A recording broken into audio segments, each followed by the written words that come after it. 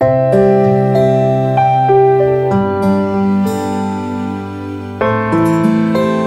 si Alice Izuzaki, 57 years old, residente ng Japan sa lungsod ng Yokohama. Ayon sa balita, June 9 ng 7:40 umano ng gabi, naglakad umano itong ating kabayan sa malapit sa istasyon ng Yokohama at bigla na lamang daw itong nilapitan ng isang lalaki.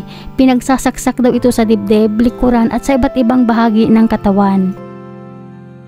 Ayon naman sa salaysay ng isang lalaking Hapon, nakita daw nito itong ating kabayan na bigla na lang daw itong nagkulaps at duguan. Kaya tumawag daw ito kaagad sa mga kapulisan at isinugod pa daw ito sa ospital. Pero sa kasamaan palad, dead on arrival na daw itong ating kabayan dahil sa daming saksak na natamo ng kanyang katawan na naging sanhi ng kanyang pagkamatay. Ayon naman sa pahayag ng mga kapulisan, makalipas umano ang 3 oras 11 ng gabi, voluntaryo umanong sumuko ang Hapon na kinilalang si Chacho Ando, 33 years old, residente ng Machida, Western Tokyo. Nagtungo daw ito sa Yokohama Police Station na malapit sa pinangyarihan ng krimen. Dala daw nito ang kutsilyong ginamit sa pagsaksak sa ating kabayan. At dito inaming nakapatay siya at hindi umano niya kilala ang babae na kanyang napatay.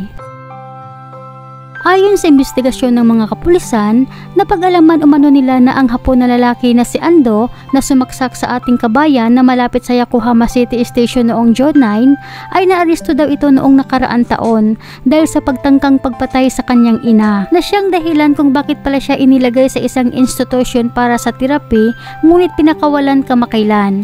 Kaya pala siguro ito nakagawa ng krimen, mga kababayan, dahil meron pala itong problema sa pag-iisip. Matatandaan natin, balak nitong patayin ang kanyang ina, ngunit hindi ito nagtagumpay. Kaya siguro ngayon nang ito ay makalaya at nakita si kabayan na halos siguro kaedad ng kanyang ina, bumalik siguro yung pagnanais nitong pumatay. Kaya sobrang nakakaawa si kabayan. Grabe ang sinapit niya sa kamay ng isang tao na hindi man lang niya kilala. Kaya marami ang nagalit at nagbigay ng simpatya sa ating kabayan. Anya pa sa mga komento, sinabi ng pulisya noong Lunes na si Ando ay inaresto noong nakaraan taon matapos niyang subukan patayin ang kanyang ina sa kanilang tahanan at na siya ay nakatuon sa isang institusyon para sa terapi ngunit pinalaya kamakailan. Hindi ba napaka-epektibo? Isa na namang psych failure. Rest in peace sa inosenteng babaeng Pilipina na ito. Umaasa ako na ang masamang duwag na mamamatay tao na ito ay mabitay at bagawan ang mundo ng isang pabor. Sana sa pagkakataon ito ay hindi na siya palayain. Napakalungkot para sa babae. Ito ay isa pang kabiguan ng mga institusyon pangkaisipan sa Japan.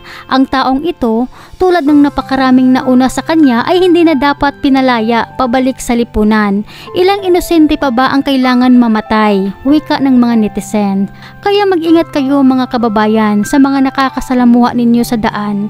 Maging alerto at mapagmatyag sa anumang oras, lalo na sa gabi. Hanggang dito na lamang po, mag-ingat po kayo palagi kung saan man kayo ngayon.